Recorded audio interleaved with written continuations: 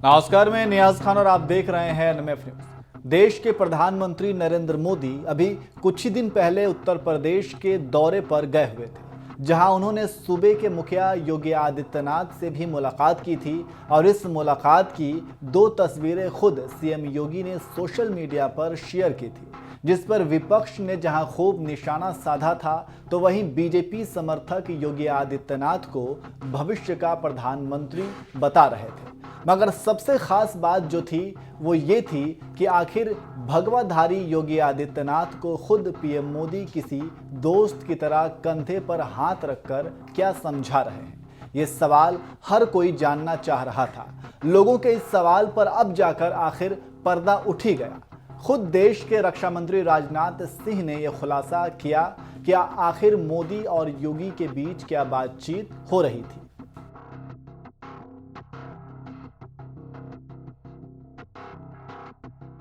दरअसल खुद सीएम योगी ने पीएम मोदी के साथ वाली तस्वीर पोस्ट करते हुए एक कविता लिखी थी कि हम निकल पड़े हैं प्रण करके, अपना तन मन अर्पण करके। जिद है एक सूर्य उगाना है, अंबर से ऊंचा जाना है, एक भारत नया बनाना है।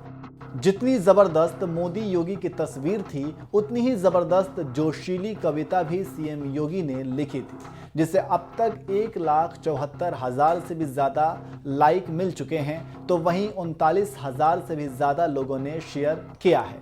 लेकिन सबसे बड़ी जो बात थी वो ये थी कि एक दूसरे से गहन चर्चा कर रहे पीएम मोदी और सीएम योगी आखिर बात क्या कर रहे थे।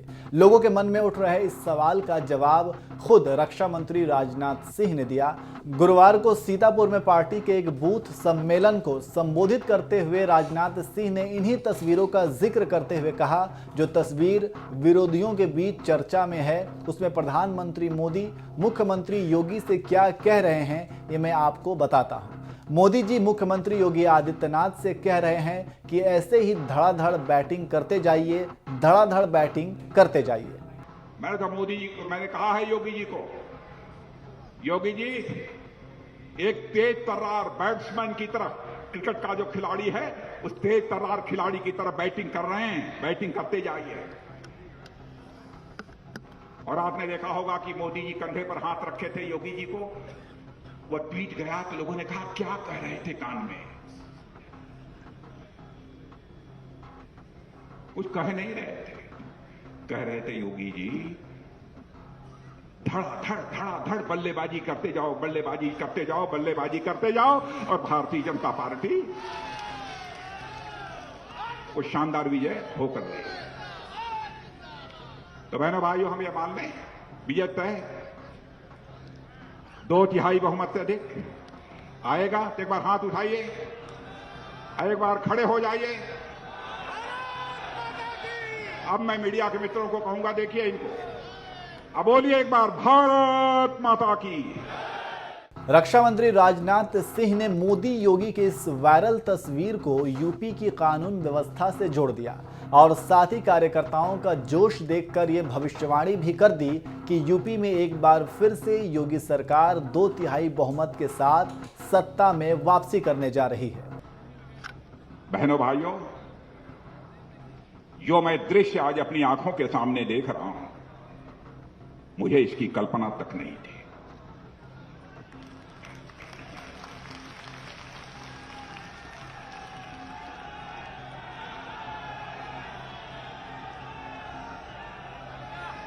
और मेरे कार्यकर्ता बहनों भाइयों, मैं दावे के साथ कह सकता हूं आज यह दृश्य देखने के बाद कि उत्तर प्रदेश में भारतीय जनता पार्टी को 2/3 से अधिक बहुमत से विजय हासिल करने से अब दुनिया की कोई ताकत रोक नहीं सकती है।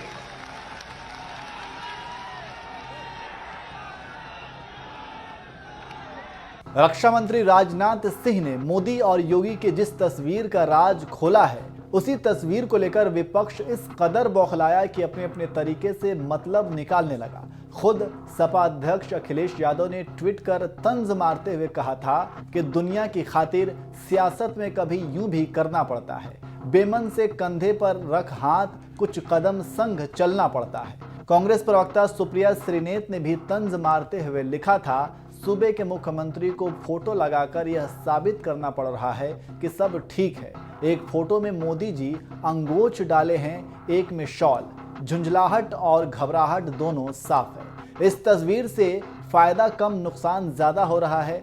योगी जी सूचना सलाहकार ले डूबेंगे। इसी तरह से विरोधियों ने मोदी योगी की तस्वीरों पर सियासी निशाने साध रहे हैं। तो वहीं रक्षा मंत्री राजनाथ सिंह ने इन तस्वीरों का मतलब बताते हुए कह दिया कि पीएम मोदी मुख्यमंत्री योगी से कह रहे हैं कि ऐसे ही धड़ाधड़ बैटिंग करते जाइए, धड़ाधड़ बैटिंग करते जाइए। इसी बूथ सम्मेलन में राजनाथ सिंह ने और क्या कुछ कहा, आइए आपको सुनाते हैं। इस अवध क्षेत्र का बूथ कार्यकर्ताओं का सम्मेलन जिस सीतापुर की धरती पर हो रहा है, उस सीतापुर का एक बहुत ही पुराना और बहुत ही गौरवशाली इतिहास है। आप जानते हैं नैमिषारण्य इसी सीतापुर की धरती पर है और कहा जाता है भले ही सारे तीर्थों की यात्रा पूरी कर लीजिए, लेकिन जब तक नैमिषारण्य की आप यात्रा नहीं करेंगे तब तक आध्यात्मिक यात्रा आपके जीवन की कभी पूरी नहीं हो सकती है। आज ऐसी धरती सीतापुर पर खड़े होकर मुझे अपनी बात रखने का अवसर प्राप्त हुआ है। यह संतों की धरती है, यह सूफियों की धरती है, जहां पर आध्यात्मिक धरती यह सीतापुर है। यहीं पर भारत की सीमाओं की सुरक्षा के लिए अपना सर्वस्व न्यौछावर कर देने वाले कैप्टन मनोज पांडे की भी यह धरती है। मेरे बहनों भाइयों, कैप्टन मनोज पांडे इसी सीतापुर की रहने वाले किसी मां की कोख से पैदा हुए थे, सीतापुर की धरती पर पैदा हुए थे। उनका लालन पालन यदि हुआ था तो उत्तर प्रदेश की राजधानी लखनऊ में बगल में हुआ था, लेकिन जन्मस्थली उनकी यही है। कारगिल के युद्ध के दौरान इसी सीतापुर की मां की कोख से पैदा हुए कैप्टन मनोज पांडे ने जिस अदम्य साहस का परिचय दिया था, बहनों भाइयों, उसकी जितनी भी सराहना की जाए वह कम है।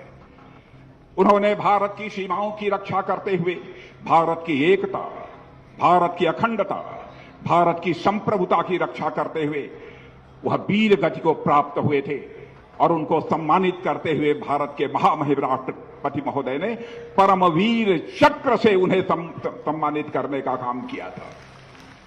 ऐसे बहादुरों की धरती है। बहनों भाइयों, चाहे भारत को आजादी दिलाने में जिन्होंने अपने प्राणों को न्यौछावर किया हो, अथवा हमारे भारत की सीमाओं की रक्षा करने में जिन्होंने अपना योगदान दिया हो, उन सभी को याद किया जाना चाहिए, उनका सम्मान किया जाना चाहिए। यह भारत की एक गौरवशाली परंपरा रही है, बहुत ही प्राचीन यह परंपरा हमारी रही है। शायद समाचार पत्रों के माध्यम से आपको इस बात की भी जानकारी मिली होगी, आज के कुछ ही दिन पहले क्या 7 दिन पहले 18 तारीख को भारत और चीन की सीमा रिजांगला, यहां पर इस बार भी भारत और चीन के बीच जो स्टैंड ऑफ हुआ था, आमना सामना हुआ था, उस भारत चीन की सीमा रेजंगला में वहां पर गया हुआ है। बहनों भाइयों, मुझे यह बतलाया गया कि आज तक कोई रक्षा मंत्री रेजंगला नहीं जा पाया है, क्योंकि वहां पर -20 डिग्री का टेम्परेचर होता है।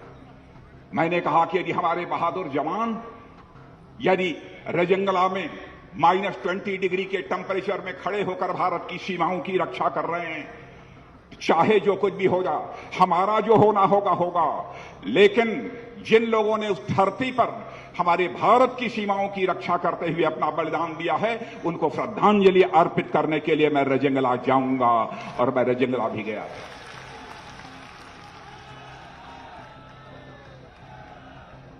उसके 4 महीने पहले जब मैं लद्दाख गया हुआ था, तो लोगों ने 1962 में भारत और चीन के बीच जो युद्ध हुआ था उसका इतिहास मुझे बतलाया। उन्होंने कहा कि साहब, कमाल किया था भारत के सैनिकों ने। 124 की संख्या थी भारत के सैनिकों की, और उधर से चीन के हजारों की संख्या में लोग थे, लेकिन अपने देश की सीमा की रक्षा करते हुए 124 में से 114 हमारे भारत के सेना के जवानों ने अपना बलिदान दिया था और भारत की सीमाओं की रक्षा की थी। हजारों की संख्या में उधर से लोग मारे गए थे। मैंने पूछा उनके सम्मान में वहां कुछ बना हुआ है कि नहीं। उन्होंने कहा कि साहब एक स्मारक छोटा बना हुआ है। मैंने कहा मैं उस स्मारक के बारे में जानना चाहूंगा, वह कैसा स्मारक है। उन्होंने कहा साहब एक पोल खड़ा हुआ है। बहनों भाइयों, उसी समय मैंने आदेश दिया था, चाहे जितना भी पैसा खर्च हो, उसी रजांगला की धरती पर उन हमारे शहीद नौजवानों के सम्मान में एक भव्य वार मेमोरियल बनाया जाना चाहिए। और उस वार मेमोरियल का निर्माण हो चुका है, उसी का उद्घाटन करने के लिए मैं रजांगला गया। और मैं तो यह मानता हूं, भारत की एकता, अखंडता और संप्रभुता की रक्षा के लिए जैसे सेना में सैनिकों की अहमियत होती है, वैसे ही इस देश में सुशासन देने के लिए और इस देश की जनता की सेवा करने के लिए यदि भारतीय जनता पार्टी सत्ता में आना चाहती है, तो आप जैसे भारतीय जनता पार्टी के सेनानियों की जरूरत होती है बहनों भाई। और आज आप लोगों का जो मैं उमंग और उत्साह अपनी आंखों के सामने देख रहा हूं, आपके चेहरे की जो मैं चमक देख रहा हूं, मेरे बूथ के कार्यकर्ता बहनों भाइयों, मैं कह सकता हूं जितना भी आपका अभिनंदन किया जाए वह कम है। यह केवल मैं वाणी से नहीं बोल रहा हूं, दिल की गहराइयों से हमारे जो भाव निकल रहे हैं उसकी अभिव्यक्ति कर रहा हूं। और आप सभी जो बूथ के कार्यकर्ता यहां पर मौजूद हैं, सारे बूथ के कार्यकर्ताओं के सामने भारत का रक्षा मंत्री और आपके भारतीय जनता पार्टी का एक वरिष्ठ कार्यकर्ता शीश झुकाकर आप सभी का हार्दिक अभिनंदन करता है, आप सभी का स्वागत करता है।